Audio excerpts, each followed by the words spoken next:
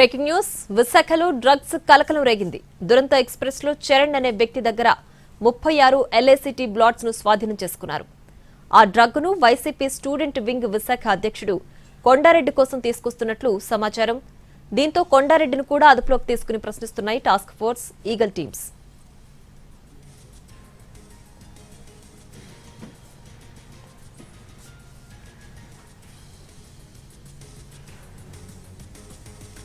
విశాఖలో డ్రగ్స్ కలకలం రేపాయి. దురంతో ఎక్స్ప్రెస్ లో చరణ్ అనే వ్యక్తి దగ్గర నుంచి డ్రగ్స్ ను స్వాధీనం చేసుకున్నారు. దీనికి సంబంధించి పూర్తి డీటెయిల్స్ మా ప్రతినిధి చిరంజీవి ఫోన్ లైన్ లో అందిస్తారు. చిరంజీవి,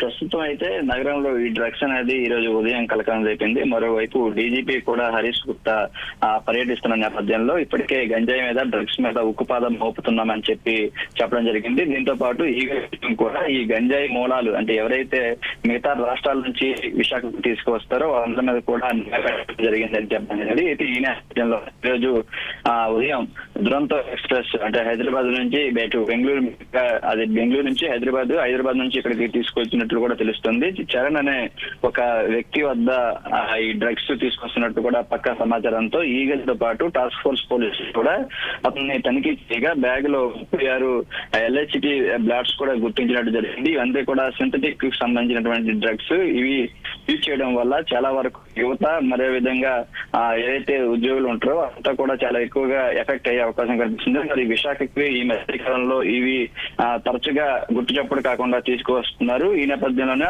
పూర్తి సమాచారం అందుకున్నటువంటి టాస్క్ ఫోర్స్ ఈగల్ టీం కూడా నిఘా పెట్టడం జరిగింది. ఒకవైపు ట్రైన్లతో పాటు ఇటు విమానాల్లోనూ అదేవిధంగా మిగతా ట్రాన్స్పోర్ట్ బస్సుల్లోనూ వీటి దగ్గర నుంచి కూడా బెంగళూరు ఇతర ప్రాంతాల నుంచి ఇట్లా తీసుకొస్తున్నట్లు కూడా తెలుస్తుంది. ముఖ్యంగా కాలేజీ విద్యార్థులను టార్గెట్ చేసుకొని యువతను టార్గెట్ చేసుకొని మిగతా పార్టీలు పబ్లోనే వీటన్నిటిలో కూడా ఈ డ్రగ్ కల్చర్ అనేది విశాఖలో ఈ మధ్య కాలంలో ఎక్కువగా పెరిగిపోతుంది. అయితే ఈ డ్రగ్ ను విశాఖకు చెందినటువంటి వైసీపీ స్టూడెంట్ వింగ్ అధ్యక్షుడు కొండారెడ్డి కోసమే ఇది తీసుకువస్తున్నట్లు సమాచారం కూడా అందింది. దీని మీద పూర్తి స్థాయిలో పోలీసులు దర్యాప్తు చేస్తున్నారు. టాస్క్ ఫోర్స్ తో పాటు ఈగలు కూడా ఎవరైతే చరణ్ అనే వ్యక్తికి సంబంధించిన మొబైల్ ను అదేవిధంగా వాటిని చాటింగ్ ఇదంతా ఒక కోడింగ్ మాదిరిగా ఉంటుంది. అంటే ఎక్కడి నుంచి ఎక్కడ తీసుకురావాలి, ఎవరికి హ్యాండ్ ఓవర్ చేయాలి, అయితే ఒక థర్డ్ పార్టీగా సెకండ్ పార్టీగా ఈ విధంగా విభజించి ఈ గ్రూపుల్లో ఇవన్నీ కూడా మెసేజ్ పెట్టుకొని అలాంటి చోట డెలివరీ చేయడం ఇవన్నీ కూడా ఇదంతా ఒక ప్రాసెస్ జరుగుతున్నట్టు కూడా తెలుస్తుంది. దీని మీద ప్రస్తుతం పోలీసులు అయితే విచారణ జరుపుతున్నారు. ఇదంతా కూడా చైన్ లింక్ ఎవరెవరు ఎక్కడి నుంచి తీసుకొస్తున్నారు అనే కోణంలో కూడా ప్రస్తుతం పోలీసులు దర్యాప్తు చేస్తున్నారు. Right Chiranjeevi, thanks for the updates.